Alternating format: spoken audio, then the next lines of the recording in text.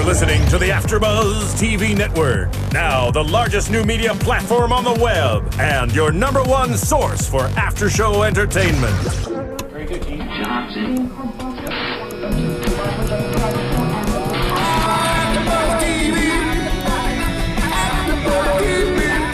From the AfterBuzz Studios in Los Angeles, California, presented by Maria Menounos and streaming live thanks to Akamai Technologies, this is AfterBuzz TV's Girl Meets World After Show. We'll break down tonight's episode and get you all the latest news and gossip. And now, another post-game wrap-up show for your favorite TV show. It's AfterBuzz TV's Girl Meets World After Show. Hello, AfterBuzzers. We're here during another AfterBuzz TV after show for Disney's Girl Meets World, Season 1, Episode 3, Girl Meets Sneak Attack. I'm your host, Kristen Elizabeth Snyder, and joining me, AfterBuzz TV host Lee Epstein. Hey guys, how you doing? We don't have any special guests for you this episode, but I promise that they are coming back. Just everybody has conferences to go to at the end of July. It seems, Comic-Con's this week. I'll be there with some AfterBuzzers. But don't worry, they're coming, so keep joining us. And thank you for coming to check in and watch us on AfterBuzzTV.com and YouTube and iTunes. We got a gazillion hits or something, approaching gazillion. Yes. So thank you for coming to watch. We're approaching a gazillion So hits. thank you for coming to watch Michael Jacobs, the creator, and Corey Marsh, the developer from Disney Channel. And who else? And we had the writers Mark last Blutman, time. Jeff Minnell, Matt Nelson. And if you guys missed those shows, you can look at them on iTunes. You can download them for free. And you can also go to YouTube and check those out. Leave us some questions. Lee's going to read those later. Some questions that you guys tweeted at us and left in the comments. But let's go ahead and start talking about this episode. Yeah. So like they said, each episode, it definitely is getting better and definitely. better.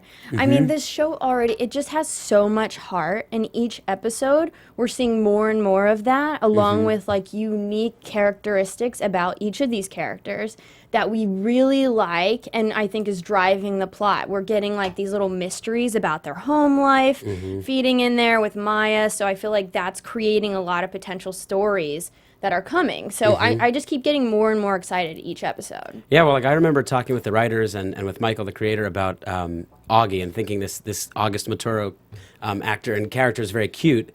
And what's great about this episode is he really gets a chance to shine. He's not just like a cute little kid; he's an amazing actor, and he really is an amazing character too, right? It's like he's funny as heck. And he's so funny. Yeah. I was so glad that he sort of got his own storyline this episode. Let's go ahead and talk about that. So we start off the episode with Auggie sort of imitating Corey.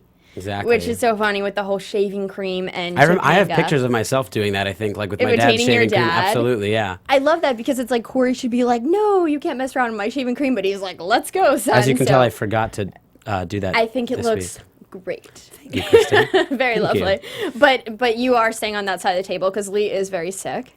So that's why he is like a mile away from me right now. It's true. I have my tissues. So we get the story with Auggie where he thinks he's too old for his Mr. Googly because he's trying to impress this older woman in his life, who we find out later is Ava.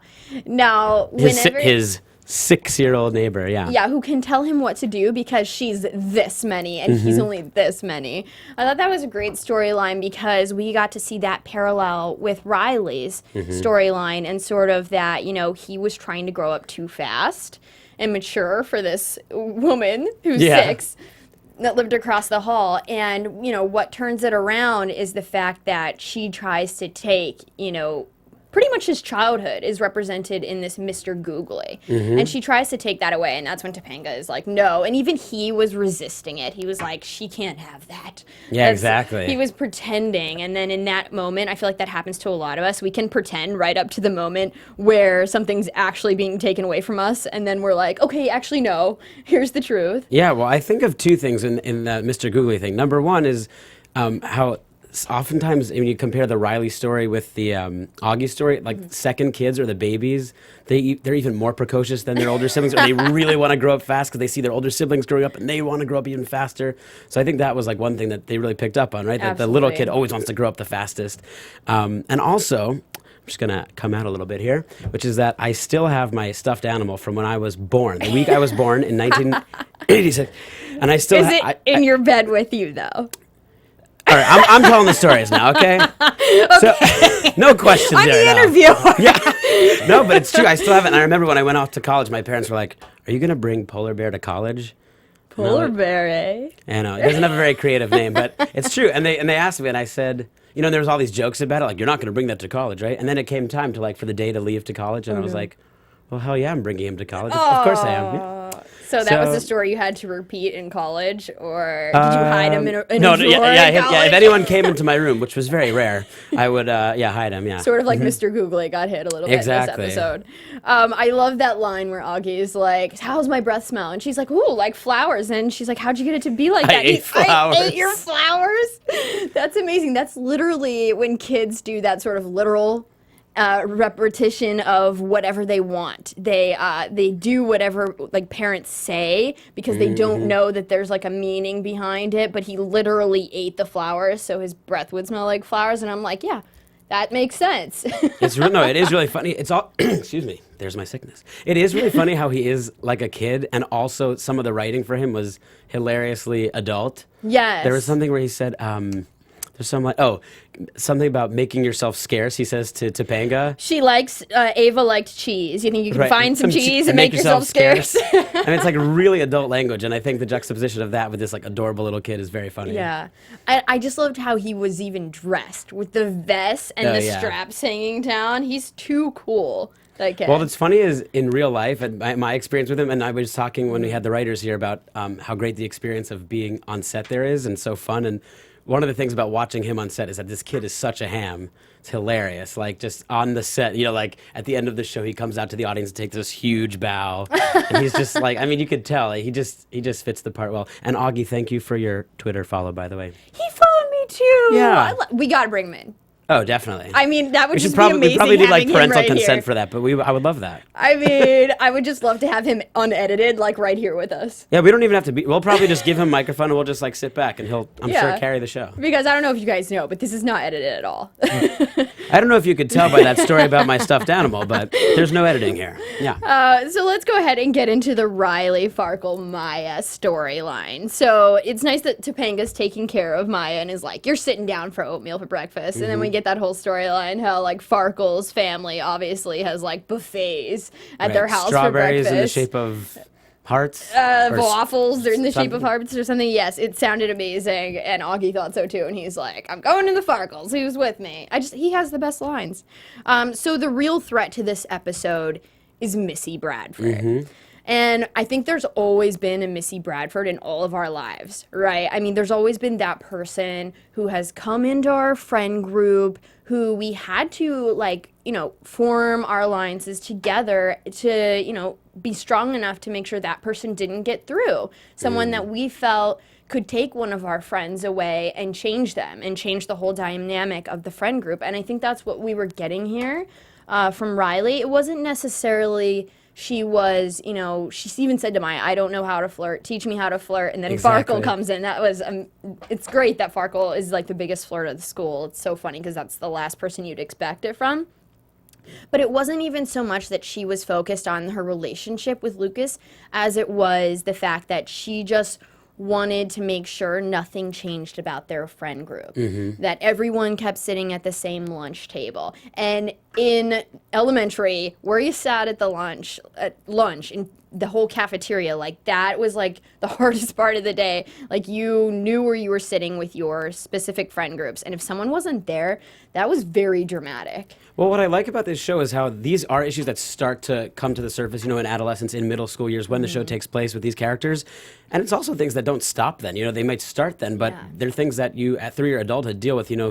Someone who's in your close friend circle starts dating someone new who you don't know, and it shifts the dynamic. And, we all have to deal with that. And it's another example, I think, of Girl Meets World bringing up those issues, which are not only for kids, although it's totally important for it to be something accessible for adolescents, tweens, to be able to see that on screen and be able to relate to it and connect. And we as adults can also relate to that. Hey, I'm still upset if someone who normally goes to lunch with me can't make it anymore because their friends have changed. That happens as an adult too. Or the new boyfriend, the new girlfriend. Yes, I mean anything like that. A new Missy Bradford in one of your guy friends' life. Forget about lunch with them or brunch with them on Sundays. It's over.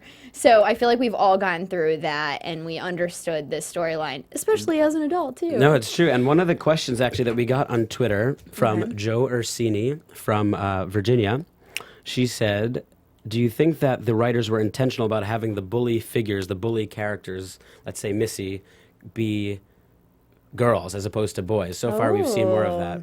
What are your thoughts on that? You know what? I think that we're going to see boys as bullies as well, but it was easy to go after Lucas first because so far in the series, that has been Riley's focus, is sort of this new boy in school. So I think that's easy to put a girl threat in there because at the beginning of this episode, we saw Riley. She was so happy. Life couldn't be any more beautiful than it was. She loved her friends. She loved even going to school. And then there's another girl in town, and those threats exist. So I feel like there will definitely be guys. And it's gonna. I think she's also though. I mean, she is pretty not nice. This Missy. I mean, she's she's nasty in a sense. Yeah, like she did an amazing job. with that great role. actress. She did great. I just blanked on her name, but I knew it a minute ago. But I have it somewhere here. But I will find out. So we should give her credit. Yeah, she's wonderful. She did a great job. She said everything to make you be upset with her character. Yeah, right? but I do think there is something about. I mean, I'm definitely not an expert, and I don't want to like overgeneralize gender differences, but I've done a lot of work in camps and schools and with kids in like that age group, and sometimes the girls, and I've heard a lot of teachers talk about this also, that the girls can be nastier than the boys. It's not always true, agree obviously, with that, but there can be some real. Yeah, and I mean, I think some of that stems from, they are told to mature a little faster, so when they're at that stage going through that, there's a lot more. And they are more mature, just developmentally in a lot of cases. Exactly. So there's a lot more they're dealing with mentally there that, can change how they say things and their tone and their moods. So I feel like it. And sometimes part of that whole trying to be adult thing, like trying to grow up too soon, which is like Missy's like, you guys should grow up. And like, I'm so grown up. But she's like mistaken. She doesn't really know what it means to be grown up. She thinks being grown up is to be this nastiness and this bullying kind of, and, taking Lucas for her own and being mean to the other friends. Like that's her way of thinking she's being mature, but actually it's immature. Exactly, and so many of us still do that today. When we think that we're being the mature ones, we're actually handling the situation very immature and not trying to understand all parties involved. I think that's the thing that you can do in all situations to be the most mature is sort of put yourself in everybody's shoes in the situation and try to understand it from all avenues if you're going to be mature about it and not take sides. And like Lucas did, and he's like, look, Missy, we can go on this date, but all my friends have to come. It can't just be us. And so that's what he did do. He took it from all sides. He invited everybody as a group, but of course that wasn't okay with her. And I love that line where Riley asked Maya, am I jealous? And she says, you wouldn't know how to be jealous. Because this was coming from her really caring about Lucas, not just as a relationship point of view, but also just as a friend. Yeah, there are that scene in the classroom, and this is kind of the second episode we've seen this where Riley like can't even speak, and there are just some funny moments, some really great comic pauses, and some moments, some beats there where it's just, what's going on? And she can't say anything, and I love that when Farkle and Maya are like, I've never seen this before. We don't know. They usually have the answer for everything, and they're like the experts in life to help her along. And like, they're like, we've never seen this. What are you doing now? The whole boob scenario. Yeah, exactly. The best part is when Riley actually gets her finger stuck in Lucas's nose, and she's like, do you think he knows? Oh, yeah. Did you not laugh at that? I'm so corny, so I was like, that's hilarious. Wait, I'm kind of embarrassed that I don't even know if I picked up on that. Now that you bring it up, I'm like, did I? Yeah. I'm so brilliant corny. wordplay. Mark and Matt and who else? And Jeff. I love those guys. So yeah, we find out that from Riley that the easiest thing about having friends sometimes is that you just have to trust them to make the right decisions, and she never really had to worry about what Lucas was going to do because it seemed like he was always going to make sure that it was okay and that this girl wasn't a threat, which now she knows she can trust her friends. But this was just sort of like trust building. I think now if this would happen again, she wouldn't be uneasy about it now that they've sort of gone through this exercise together. Definitely strengthened their alliance, like we had Cory teaching in the little detention scene. Well, you talk about Cory's teaching. I will bring up another question. Oh, good. Joe sent us a second question. She said, don't you think that Cory as a teacher, or do we think that Cory as a teacher needs to show more class control? You know what? I think that you're correct about that. And it's just the fact that he isn't Feeney. Like, Feeney started Boy Meets World. He was like, a very experienced teacher. He was already wise. He was already old. We're seeing Cory start his teaching career when he's very young. He just is now starting to have kids, and doesn't have the wisdom and experience that Feeney had. So I think we're going to see his growth over time through the seasons of this show.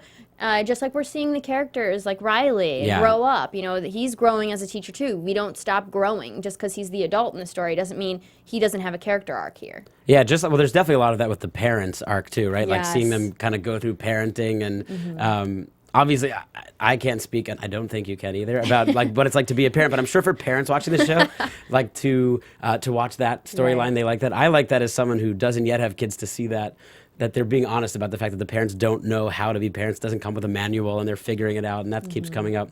Though I do agree with you in terms of his teaching style. He's not Feeney, and he's definitely not Feeney yet. He's young, and we never saw Feeney as the 23-year-old, 30-year-old, whatever teacher. We didn't see him as fresh out of teaching school, or ed school. And so I do think that he's a young teacher, and I also think that this element of having the student and the parent-teacher, the teacher-student-parent-child relationship, there we go, in the classroom is unusual and is a hard thing to balance.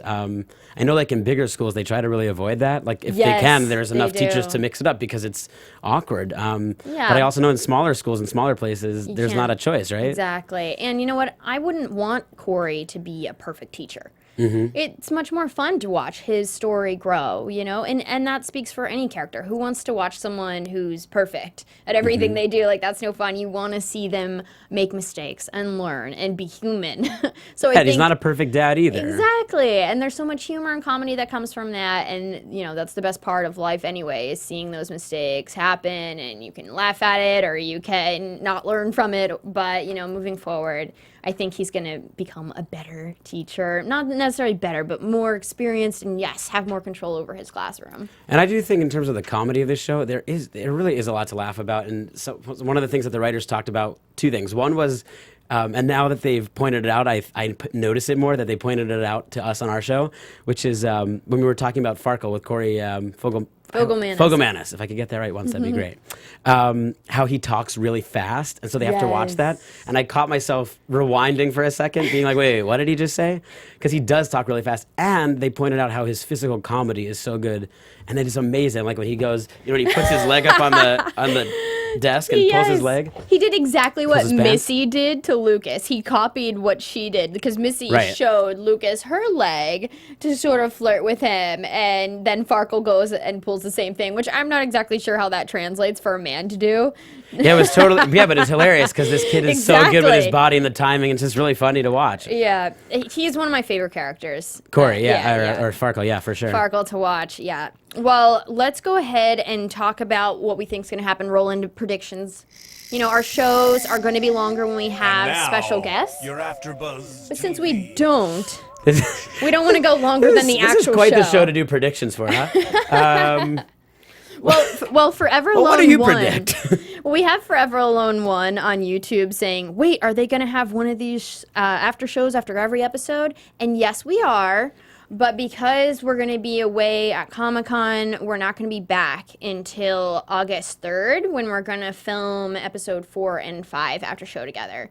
But we will have special guests coming back in the future. So keep coming back to watch us, please. We really appreciate it. And keep writing us comments and send us things on Twitter. I'm at Lee M. Epstein, and Kristen is at Cinematic Escape. Yes. And write to us and comment to us, and you've been asking great questions, and we really do appreciate it. I did talk to Mark Blutman, who was with us last week, and he wanted us to tell you, and this is sort of a prediction, I'll count it, that the next episode, Girl Meets Father, means a lot to them. And it was written in the way that the Boy Meets World episode episodes were, and they all feel a huge attachment to it, and they're really excited about it. He called me on the phone, and he's like, please tell them to, make sure they watch it. You guys know it's Friday at 8:30 on Disney, and I'm looking forward to it. I mean, Girl Meets Father, that's going to be definitely a throwback because I'm guessing Cory is the father, so hopefully maybe it'll focus more on his story and his growing, like we were talking about this episode.